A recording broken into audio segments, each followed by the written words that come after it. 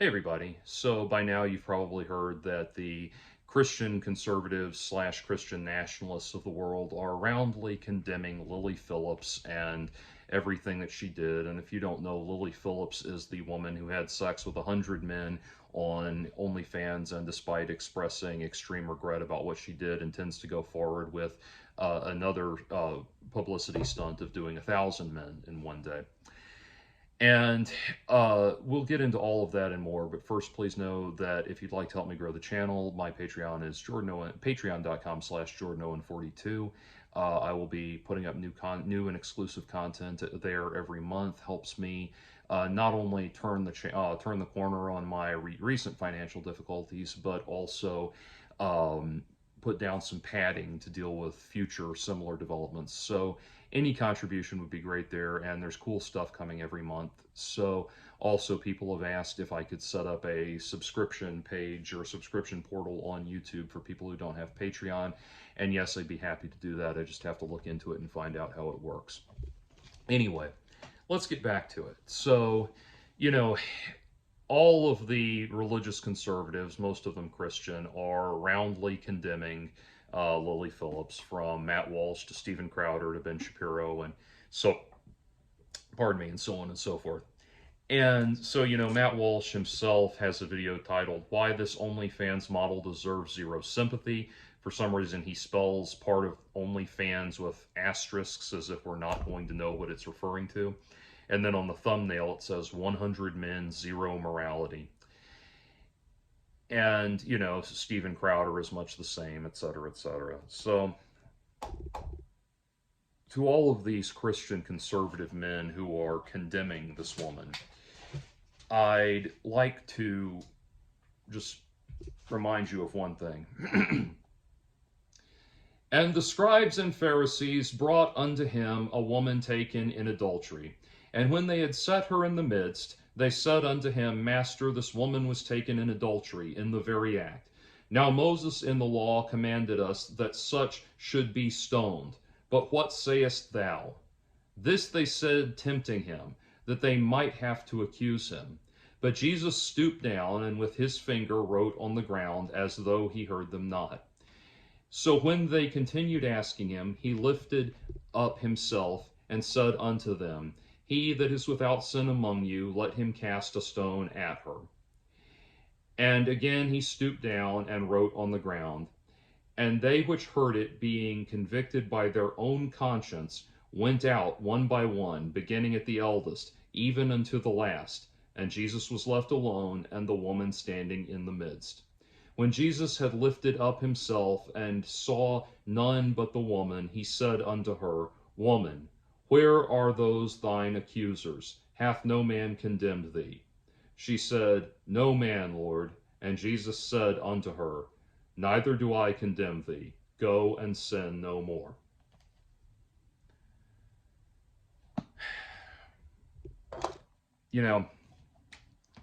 People like Matt Walsh at some point would do well to explain to me why the ultra-conservative Christian position is always completely 180 degrees the polar opposite of what Jesus taught and how Jesus taught us to live. Where Jesus was compassionate and conciliatory, you are brutal and materialist and militaristic. Michael Knowles likes to say, if you think the religious right is bad, just wait, or if you think the Christian right is bad, just wait until you see the unchristian right. And there would be wisdom in that statement, except that we are seeing the unchristian right. It just calls itself Christian. I listen to people like Matt Walsh, and I cannot at any point find anything that has even a modicum of the spirit or intent of Jesus's teachings behind it. Matt Walsh sounds like someone who never read past Deuteronomy. Christian conservatives like him sound like if they were alive in the time of Christ, they would be Roman soldiers. We have Christian nationalism looming to take over this country in a very real way, to dominate the cultural discourse in a very real way. And unlike unlike, the Reagan 80s with the televangelists and all of that, where such people were really at most high profile annoyances, we are on the precipice of Christian nationalists really and truly dominating and controlling this country. And in theory, a country run by Christian principles sounds like a wonderful place if those principles were charity for the weak and the downtrodden, and sympathy for the mutual falling short of the glory of God that we all are meant to understand, that we are all meant to understand as having and meant to sympathize with in other people. If it was about if it was a country run on the spirit of kind-heartedness and kind-heartedness and love for your fellow man, and doing unto others as you would have them do unto you, and that sort of thing, loving thy neighbor as thyself, those would be wonderful principles. But instead just becomes some sort of pretext for these kind of wannabe stern admonishing father figures to wag their fingers in all of our faces. I there was a time in my life, in my YouTube presence, where I did a lot of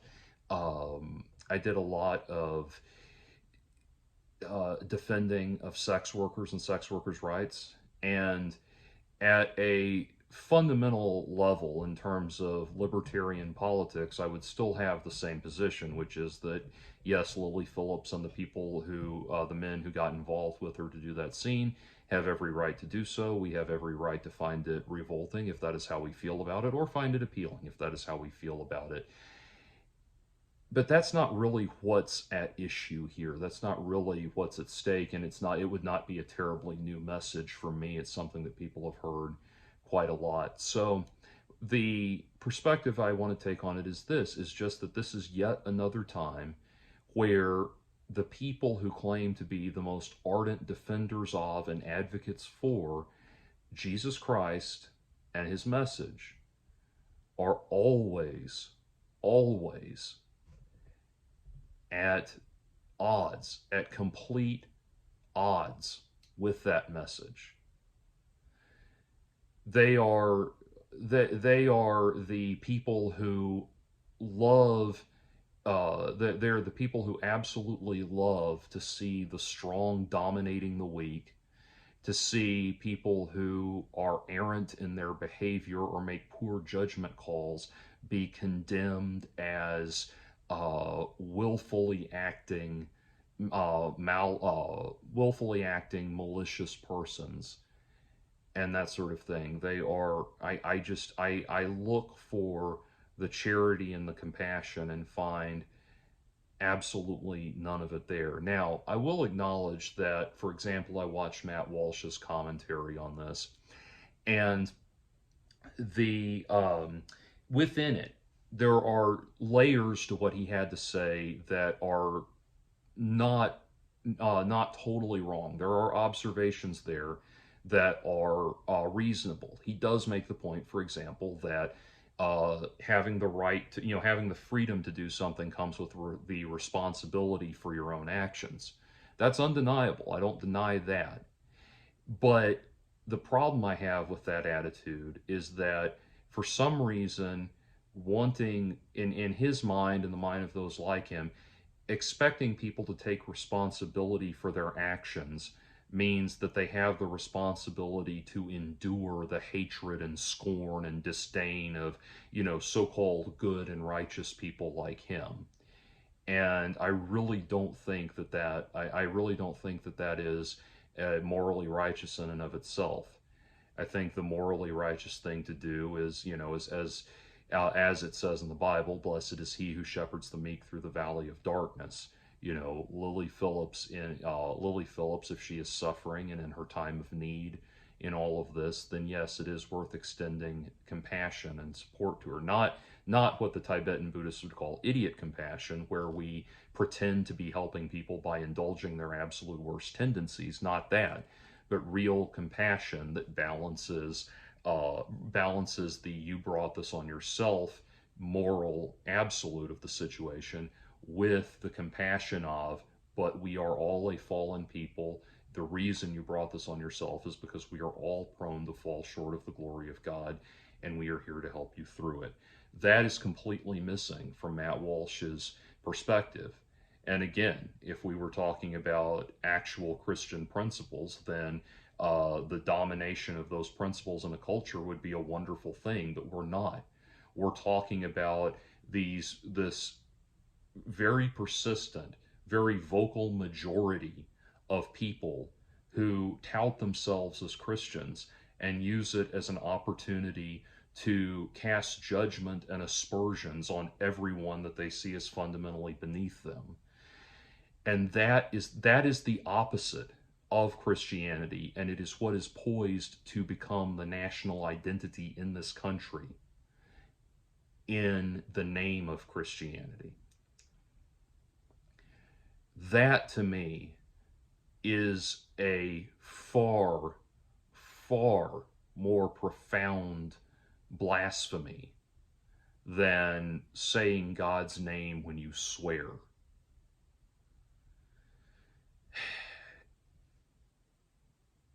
It is so, these people wonder why the world is so revolted by their message.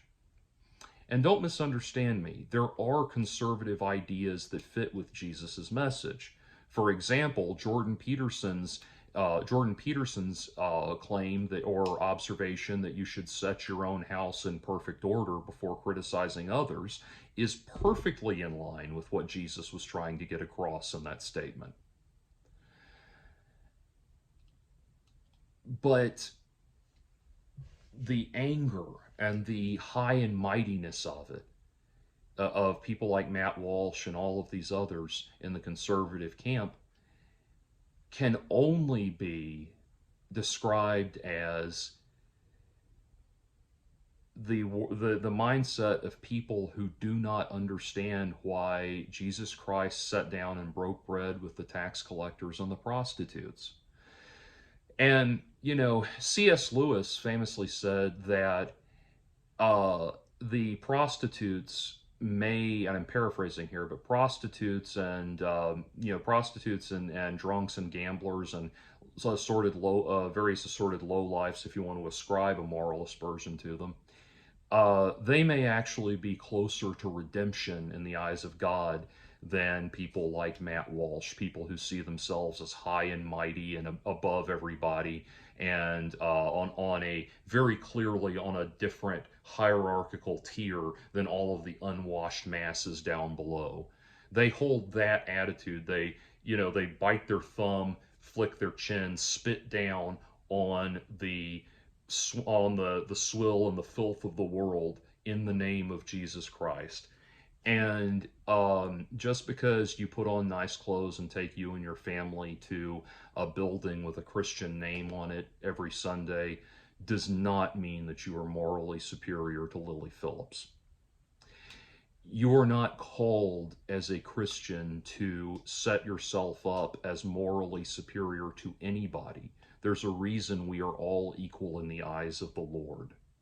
It is because your walk as a Christian and your path as a Christian is about your personal development. It is about your personal development, and it is about your personal growth, not teaching people which groups of people they're supposed to feel better than. I don't know what specifically Jesus would have said if Lily Phillips was thrown in front of him in light of current trends regarding the role of women in society, about the rights of women within society, etc., etc. He might have had different views. I don't know. But what I can intuit from what he said there, the spirit of that law is that, or I wouldn't even call it a law, just the spirit of his teachings there, is that we are to, in the name, what we are supposed to call to do in the name of God is focus on our own spiritual growth and our own sense of compassion, not dragging people around to be condemned in the name of a state-appointed religion. The first and foremost victim of Christian nationalism is Christianity. And what we are going to lose is going to be a very beautiful message, a very universal message, a message that most people, when it is presented to them in an unadorned and unpretentious way, agree with on a fundamental level. It's a very simple and very beautiful message that has been corrupted for thousands of years by people and institutions who have tried to use it as a means to attain and perpetuate power and control. And the unfortunate paradox of that is that if those forces had not conspired to use Christianity as a means of to gain and maintain power and control, then the message of Christianity might not have survived as long as it has. But at the same time, that doesn't mean that those people were not completely wrong in what they were doing. There's the old joke about the guy that goes to Vatican City and says, if this is poverty, I can't wait to see chastity. And that pretty much summarizes the Christianity of people like Matt Walsh and those like him in this burgeoning Christian nationalist fervor that's about to take over this country. I have a video on my channel about why I, as an Episcopal Christian, am accepting of homosexuality. And somebody wrote in and said, someone hasn't been reading their Bible, and it shows. I deleted that person before without responding, because such people are really not worth my time. But, thinking of the perfect response immediately after doing that, I realized what I should have said was, or could have said was, someone doesn't know that they're acting like a biblical Pharisee, and it shows. And that's the reality. These people would not have been these people. There's a musical stage play called Cotton Patch Gospel. And Cotton Patch Gospel is it a musical? I saw it once, like 30 years ago. I can't remember if it's a musical or not, but it is called Cotton Patch Gospel. And it's a telling of a modern day incarnation of Jesus in the world of Deep South Christianity. And sure enough, the Christian leaders of the time period become the Pharisees in this modernized retelling, because that's what they would be. The kind of the religious legal scholars, if you will, that are challenging Jesus and that sort of thing. The message of Jesus is so beautiful, and it's far too beautiful to be corrupted by these people. I'm not going to. And that's the thing. As I comment on all of this, people have been asking me to talk about Liliy Phillips, and at first I didn't know who she was, but then I looked into it, and people have asked me to comment on Liliy Phillips, and I don't mean to sound haughty or self-aggrandizing or putting myself in the Messiah role or anything when I say this, but as I look at the reaction to her, my condemnation goes out to them. Liliy Phillips is, if Liliy Phillips is being victimized by anybody, it is Liliy Phillips. And so she just needs to be dealt with as Lily Phillips. She does not need to be further condemned and further sat upon by these high and mighty moralists who, again, act like Roman soldiers in the name of Jesus.